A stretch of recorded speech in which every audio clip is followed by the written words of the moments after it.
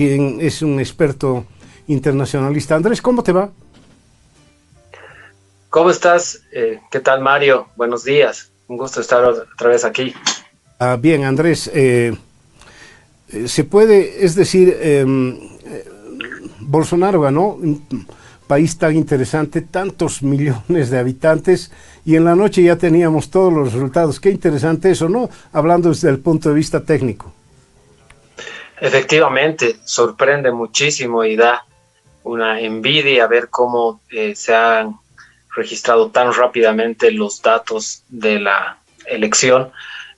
Como dices, más de 100 millones de votantes y en menos de 2 horas ya tenían los resultados finales y sin ninguna queja o reclamo siquiera, ¿no?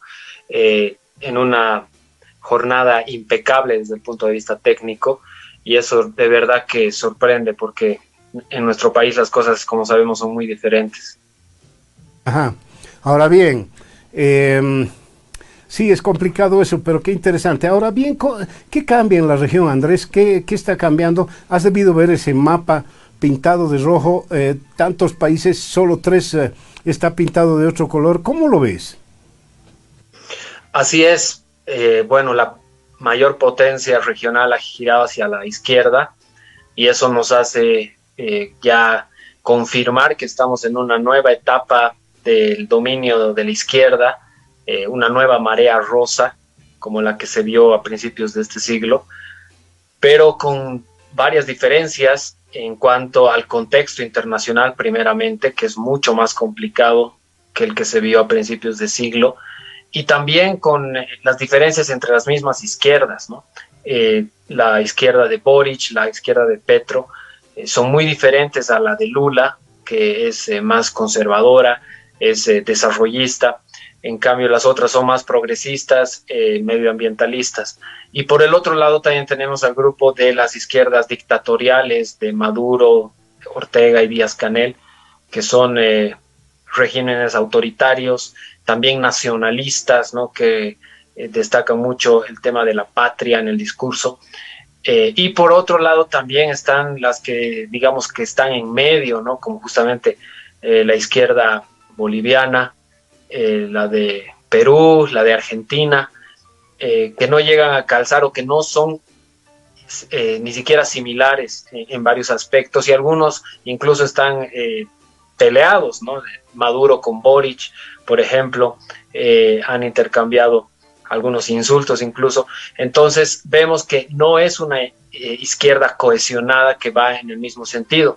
Ahora bien, a pesar de esas diferencias, creo que de todas maneras Lula puede tomar un liderazgo que es muy importante en este momento de la geopolítica mundial, donde la región tiene que tomar una posición frente a los desafíos globales en cuanto al cambio climático, en cuanto a la guerra, al tema de seguridad, en cuanto a las migraciones y a la disrupción tecnológica, que son temas globales, ¿no? En los cuales Latinoamérica tiene que tener una sola posición.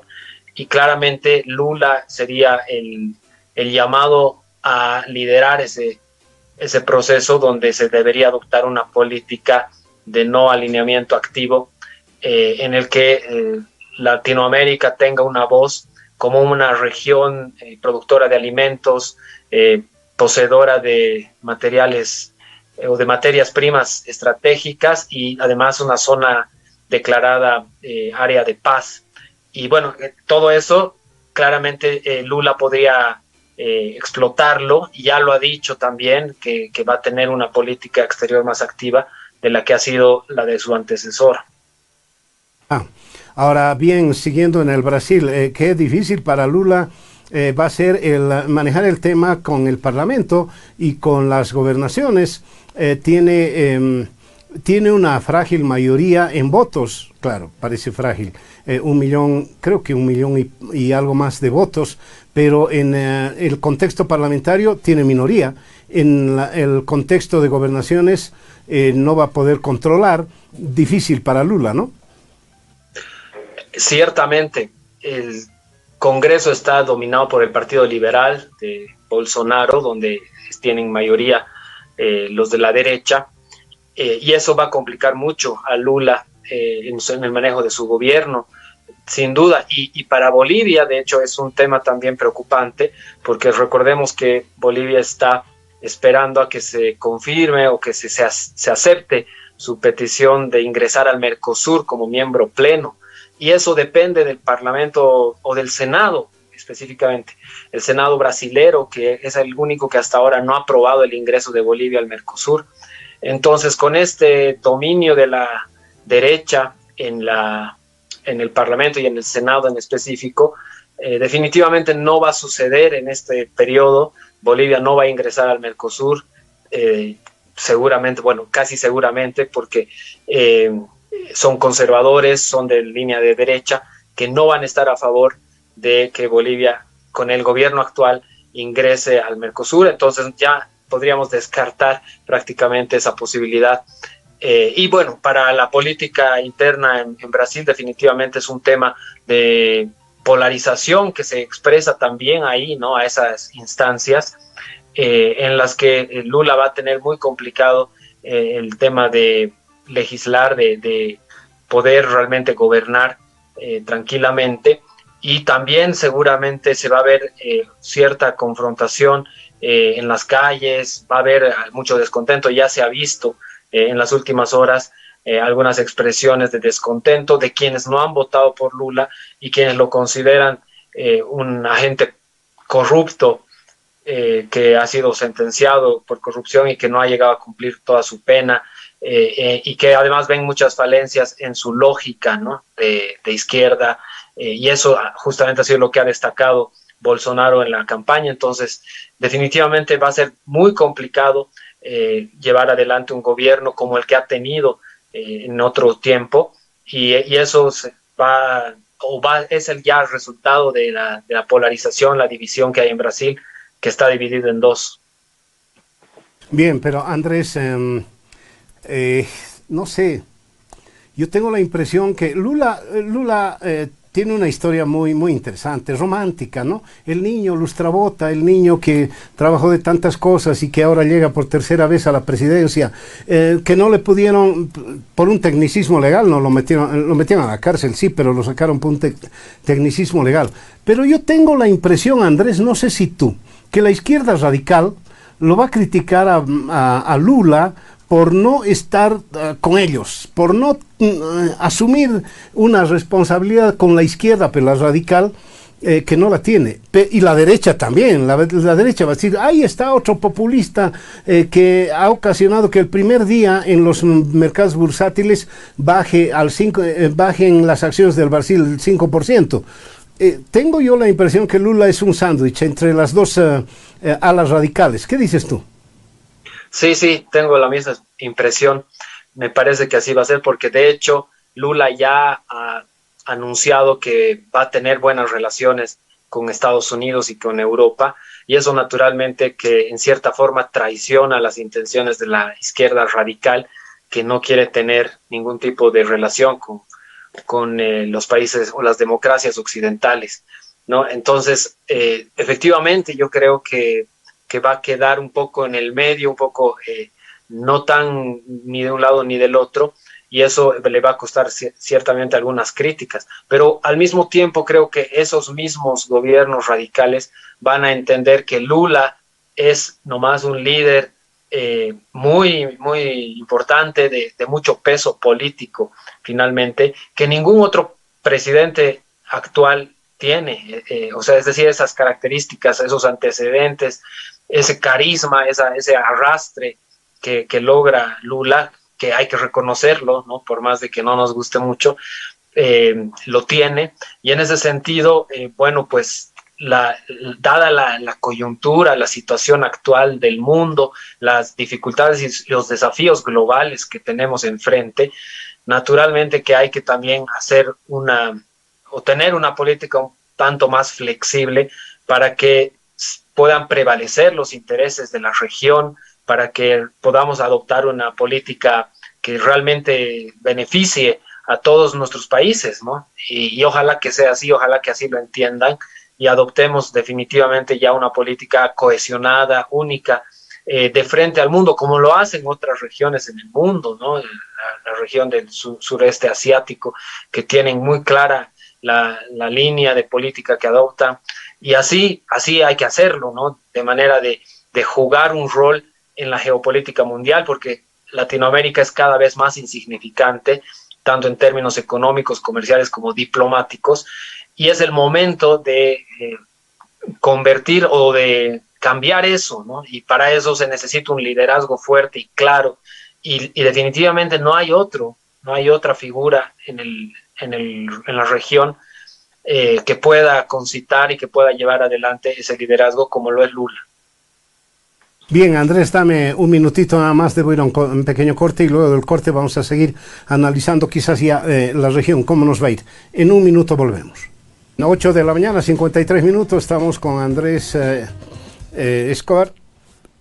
Andrés Guzmán, perdón, cada día estoy peor. Andrés Guzmán, mil disculpas, Andrés. A ver, la región, ya hemos visto que hay un interés, etcétera. El tema es que estamos saliendo de una pandemia muy fuerte, una recesión muy fuerte. ¿Cómo ves desde el punto económico la región? Hay mucho endeudamiento, Venezuela está muy endeudada, México muy endeudado, Bolivia está muy endeudado. ¿Tú crees que todo este movimiento hacia la izquierda puede ver la posibilidad de que económicamente podamos volver a surgir, o crees que el modelo no va a dar para eso? Sí, creo que va a ser muy complicado para la región llevar adelante los desafíos que hay enfrente en el tema económico. Va a haber escasez de ciertos productos, inflación generalizada en todo el mundo y una contracción en el comercio mundial, ¿no? Por las cadenas de suministro, por el desacople que hay entre, por un lado, Estados Unidos y el otro lado, China. Entonces vamos a ver cómo China aprovecha también este momento, ¿no? De gobiernos de izquierda para seguir penetrando en la región y seguir ampliando su presencia, ¿no? Eso va a ser definitivamente lo que va a marcar la pauta de cómo se van a desarrollar las cosas, pero claramente los indicadores de endeudamiento, de déficit fiscal en Bolivia, por ejemplo, son altamente preocupantes, y en otros países el tema de la inflación, Argentina y Venezuela principalmente. Entonces, no veo con muy buenas perspectivas lo que vaya a pasar en términos económicos, porque además las políticas de izquierda justamente tienden a fomentar el crecimiento a través de la demanda interna, ¿no? Y no a través de las exportaciones, ¿no? Del fomento a la productividad por el lado de la oferta. Y eso es algo que definitivamente no creo que vaya a resultar en el contexto actual, ¿no? Si bien la política fue muy exitosa a principios de siglo, este contexto es completamente diferente y se va a necesitar mucha asistencia y cooperación de otros organismos, ¿no? Por eso digo que si China logra tomar un papel preponderante en cuanto a entrega de créditos y bueno, ciertas concesiones, definitivamente vamos a poder paliar de cierta forma la crisis que se viene, pero incluso China va a tener ciertos problemas ahora, incluso justamente Brasil está mucho mejor en términos económicos que la propia China, ¿no? Va a crecer más, ha bajado el desempleo. De hecho, creo que en los próximos meses, por lo menos, en los próximos 6 meses, Brasil va a poder sobrellevar bastante bien lo que se viene, pero de ahí en adelante es lo que realmente preocupa, ¿no? Lo que va a ser el 2023. Entonces sí, hay temas alarmantes también en cuanto a indicadores económicos, la deuda de muchos países, como dices, que van a ser un peso, una carga para los gobiernos que ahora tienen que asumir los desafíos. Y bueno, todo eso es en este contexto tan complicado, realmente nos hace prever que no van a ser años muy buenos, ni para la región ni para el mundo. Bien, ¿qué esperamos los bolivianos? Hay gente que dice que lo extraditen al exministro de Defensa. No sé si eso va a funcionar así. Cuando ganó Boric en Chile también decían, o cuando la propia Bachelet ganó en Chile, decían, ahora sí podemos conversar con el mar. Nunca se conversó con el mar de nada en eso. Y estamos a la espera de que, no sé si habrá alguna solución con el Silala. ¿Qué esperábamos del Perú? Nada, el presidente del Castillo sigue con la misma política de siempre. No veo nada. Con la Argentina por ahí quizás tenemos un poquito más de relación, pero yo con nuestros vecinos no veo mayor diferencia entre los anteriores, los de antes y los de ahora. ¿O tú ves alguna? Definitivamente no hay buenas perspectivas porque todos van a estar en problemas económicos, sociales, descontento por un lado y ciertas o fuertes reivindicaciones y demandas sociales, ¿no? Dentro de los países, ¿no? Entonces eso también va a perjudicar el avance o el desarrollo que se pueda alcanzar en la región. Y lo que sí se podría un poco más sacarle provecho es a esta división o desacople que está sucediendo entre China y Estados Unidos. Estados Unidos está retirando a todas sus empresas de China, ya lo ha hecho de Rusia. Entonces eso significa que van a traer todas o muchas inversiones hacia la región, ¿no? Van a llegar montones de empresas que requieren mano de obra y también requieren establecerse cerca, ¿no? En cuanto a la cadena de suministro que esté al alcance y no detrás de un océano. Y eso significa el reshoring o el offshoring que o nearshoring, mejor dicho, que es cuando toda la cadena de suministro se establece cerca del lugar de consumo, ¿no? En este caso el mercado de Estados Unidos.